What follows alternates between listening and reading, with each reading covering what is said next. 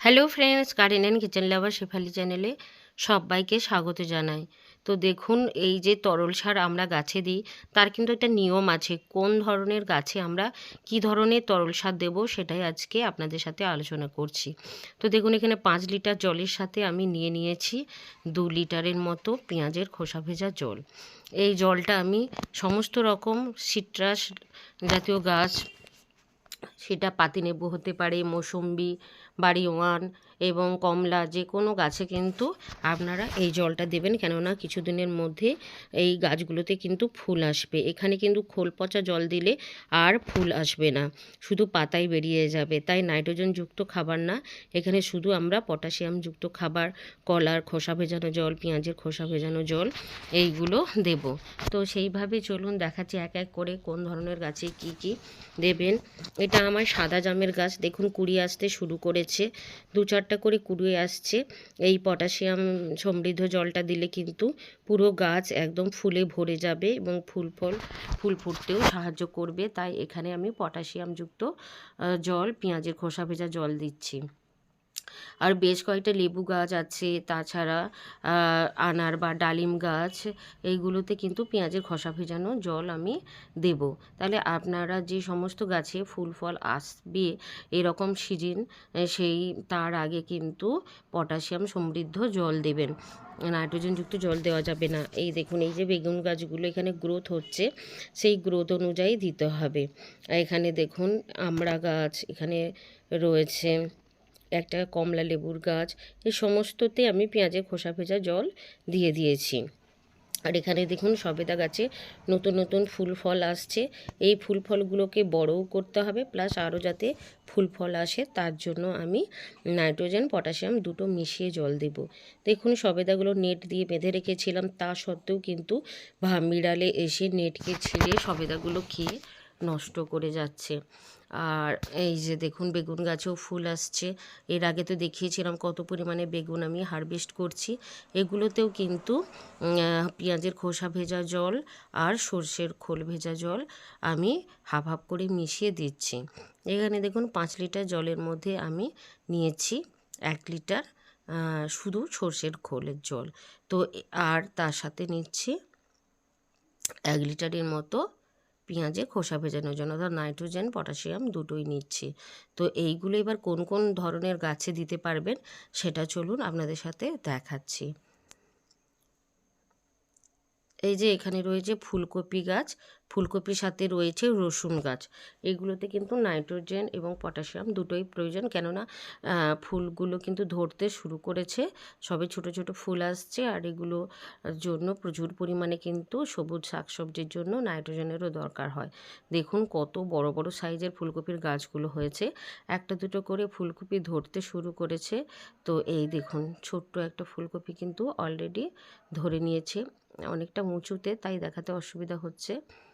দেখুন এখানে কিন্তু ফুলকপি অলরেডি ধরে নিয়েছে। তো এখানে আমি দিচ্ছি নাইট্রোজেন এবং পটাশিয়াম দুটো মিশিয়ে একসাথে জল, সেটা আপনাদের সাথে শেয়ার করলাম। আবার দেখুন এই যে পেঁয়াজের খোসা ভেজানো জলটা আমি পুরো এটা 20 লিটারের বালতি পুরো ভর্তি করে নিচ্ছি। সেই জল থেকে আমি একদম সামান্য পরিমাণে খোল ভেজা জল নিচ্ছি, এই 100 থেকে 200 গ্রামের মতো হবে। আর তার সাথে কিন্তু পুরো বালতি আমি ভরে নিচ্ছি পেঁয়াজের খোসা ভেজা জল দিয়ে। এগুলো কোন ধরনের গাছে দিচ্ছি সেটা চলুন দেখবেন। এইভাবে কিন্তু তরল সার শুধু দিলেই হয় না, যদি আপনারা ভুলভাল দেন তাহলে হয় কোনো গাছে ফুল আসবে না, নয় প্রচুর পরিমাণে ফুল এসে যাবে শাকসবজিতে, সেগুলো আর খাওয়ার উপযুক্ত থাকবে না। এই যে জলটাকে আমি অর্ধেক করে 2.5 লিটার করে নিয়েছি, সেইগুলো এবার 5-5 লিটার ভর্তি করে জলটাকে 10 লিটার করলাম। এই যে পিটুনিয়া, এখানে ক্যালেন্ডুলা, যত ধরনের হ্যাঙ্গিং গাছ রয়েছে সেগুলোতে আমি এই সমস্ত দিয়ে দেবো। তাছাড়া যে চন্দ্রমল্লিকা যেগুলো ফুল আসতে শুরু করেছে সেগুলোতেও এই তরল সারটা আপনারা সহজেই দিতে পারেন। তারপর চলুন এখানে আবারও নিয়ে নিচ্ছি 5 লিটার জলের বালতির সাথে সর্ষের খোলের জল 1 লিটার।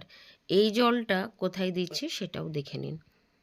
এই দেখুন এই যে শাক সবজি রয়েছে, অর্থাৎ পালং শাক, ধনেপাতা আর মূলো শাক, এগুলোতে কিন্তু শুধু আমি নাইট্রোজেন যুক্ত জল দেব, কেননা এখানে ফুল ফল এসে গেলে সেই শাকসবজিগুলো খাওয়ার উপযুক্ত থাকবে না।